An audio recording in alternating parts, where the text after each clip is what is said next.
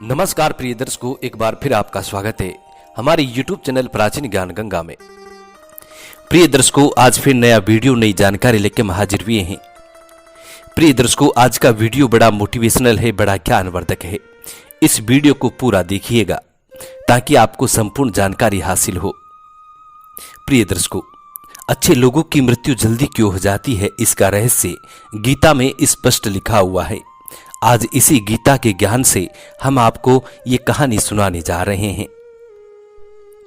प्रिय दर्शकों, गीता जी से लिया हुआ ये ज्ञान आज हम आपको बताने जा रहे हैं। इससे पहले जो लोग हमसे नए जुड़े हैं वो लोग हमारे चैनल को सब्सक्राइब करें, बेल आइकन ऑन करें, अच्छे अच्छे कमेंट किया करें ताकि हर आने वाले वीडियो का नोटिफिकेशन सबसे पहले आपको मिले और प्रिय दर्शकों आप उसका फायदा उठा सकें। शुरू करते हैं प्रिय दर्शकों आज का ये प्यारा सा प्रसंग, ये प्यारी सी वीडियो। प्रिय दर्शकों, ये एक सवाल है कि अच्छे लोगों की मृत्यु जल्दी क्यों हो जाती है। अक्सर ये देखा जाता है कि अच्छे से और धर्म से चलने वाले लोगों की मृत्यु अक्सर जल्दी हो जाती है। शास्त्रों में ये बताया गया है कि कलयुग में लोगों की उम्र 30 वर्ष की हो जाएगी और कलयुग का अंत होते होते इंसानों की औसत उम्र मात्र 20 साल की रह जाएगी। प्रिय दर्शकों, आपने ये भी सुना होगा कि भगवान अच्छे लोगों को जल्दी बुला लेते हैं। प्रिय दर्शकों, इंसान का धर्म कोई सा भी क्यों ना हो, हर किसी धर्म में ये बताया जाता है कि जिसने भी इस धरती पर जन्म लिया है उसकी मृत्यु होना निश्चित है।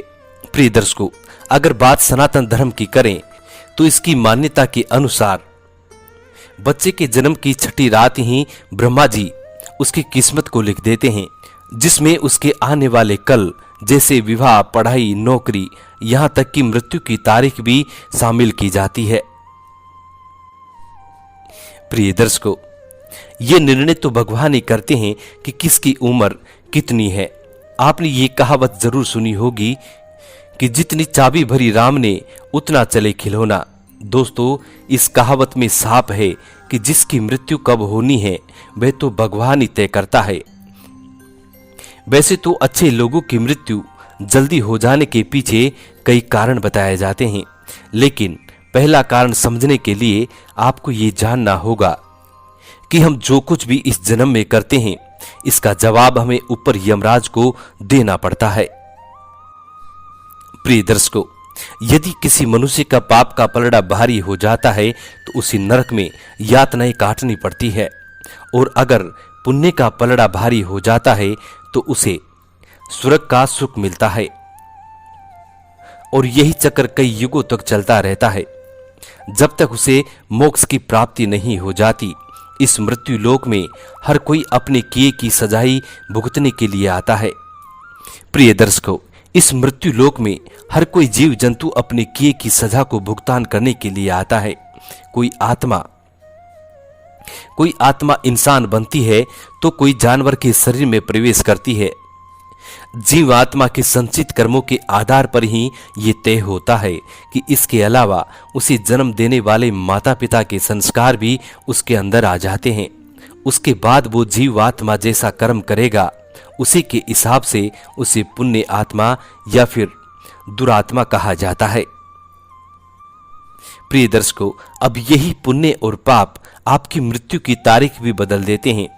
प्रिय दर्शकों, जिस तरीके से एक जज जेल में रहने वाले कैदी के व्यवहार को देखकर उसकी सजा कम कर देता है, ठीक उसी तरह भगवान भी देखते हैं कि इंसान मृत्युलोक में जाने के बाद अच्छे कर्म कर रहा है या फिर और उसे अपने किए की सजा मिल चुकी है और अब उन्हें लगता है कि अब उसे मृत्युलोक में नहीं रहना चाहिए, तब भगवान उसको अपने पास बुला लेते हैं।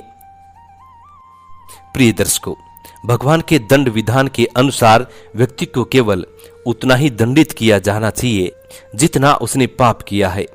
अब क्योंकि अच्छे लोगों के पाप कर्म बुरे लोगों के पाप कर्मों की तुलना में अधिक होते हैं, इसलिए अच्छे लोग अपने पापों का फल बहुत जल्द भुगतान कर देते हैं।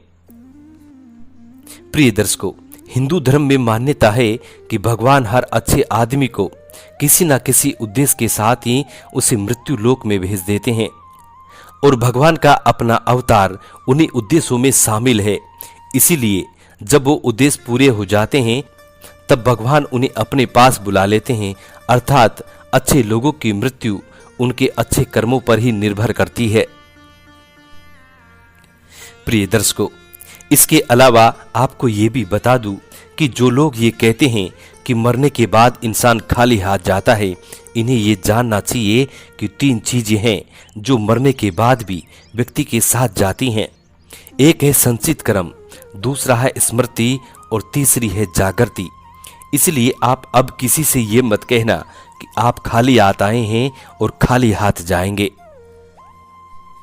प्रिय दर्शकों, ये 3 चीजें हमेशा इंसान के साथ जाती हैं। एक बार फिर हम आपको बता देते हैं कि वो 3 चीज आखिरकार कौन कौन सी हैं। एक है संचित कर्म, दूसरा है स्मृति और तीसरी है जागृति। ये 3 ही चीज हैं जो मृत्यु के बाद इंसान के साथ जाती हैं। प्रिय दर्शकों, क्या आपने कभी एकांत में बैठकर ऐसा सोचा है कि आपको ये मानव जीवन क्यों मिला है? तो दोस्तों, महाभारत में युधिष्ठिर महाराज के एक प्रश्न के उत्तर में भीष्म पितामह ने कहा था कि मनुष्य से बढ़कर कोई भी जीव नहीं है।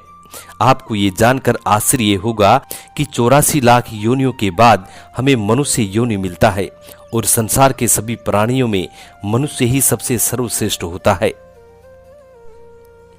प्रिय दर्शकों, इसकी वजह है कि मनुष्य में सत्य और असत्य का विवेक कराने वाली हमारी बुद्धि का होना। लेकिन इस धरती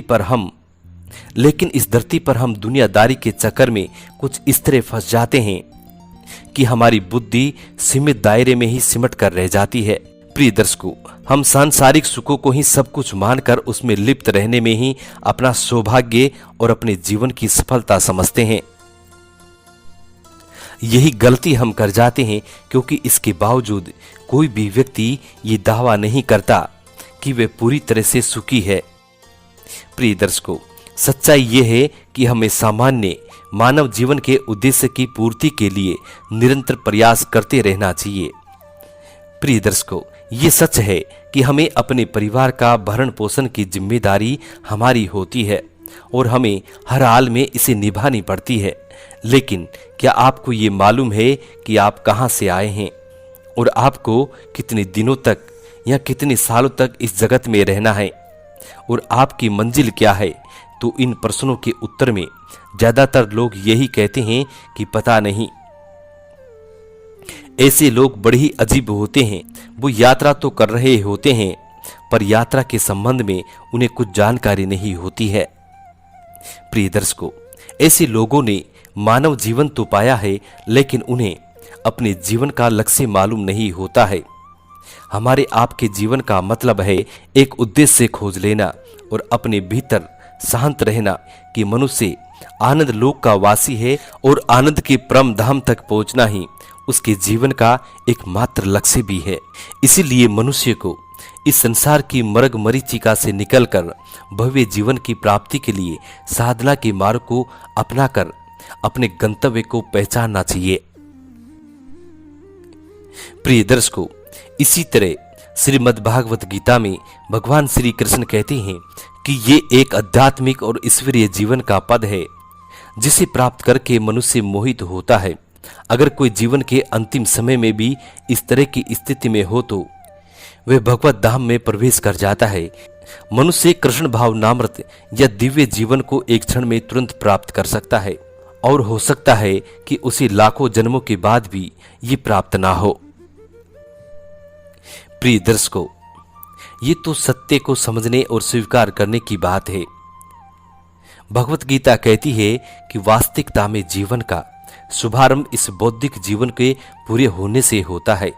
प्रिय दर्शकों, इन सभी बातों से ये स्पष्ट होता है कि हम सभी एक निश्चित समय के लिए इस धरती लोक पर आते हैं और कुछ विशेष कर्मों को करने के लिए आते हैं।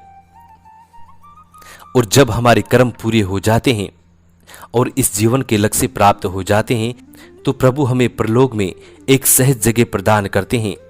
भगवान कृष्ण और अन्य कहते हैं कि वास्तविक जीवन तब शुरू होता है जब ये भौतिक जीवन समाप्त हो जाता है। प्रिय दर्शकों, जो लोग सदाचारी होते हैं और जीवन में अच्छे कर्म किए होते हैं वे वास्तव में विशेष होते हैं। जब उनकी मृत्यु का समय निर्धारित होता है तो प्रिय दर्शकों, तो उनको इस दुनिया को छोड़कर आगे की यात्रा जारी रखनी होती है। आज का प्रसंग यह समाप्त होता है। इस वीडियो में आपको ये समझ में आ गया होगा कि अच्छे लोगों की मृत्यु जल्दी क्यों हो जाती है और व्यक्ति के मरने के बाद वो ऐसी कौन सी 3 चीज है जिनको वो साथ लेके जाता है। इन सभी सवालों के जवाब आपको मिल गए होंगे। प्रिय दर्शकों, हम उम्मीद करते हैं कि आज का ये वीडियो आपको बेहद पसंद आया होगा और इस जानकारी से आप ढेर सारे लाभ उठाएंगे। मिलते हैं प्रिय दर्शकों आने वाले नेक्स्ट वीडियो में। तब तक अपना ख्याल रखें। जी नमस्कार, धन्यवाद।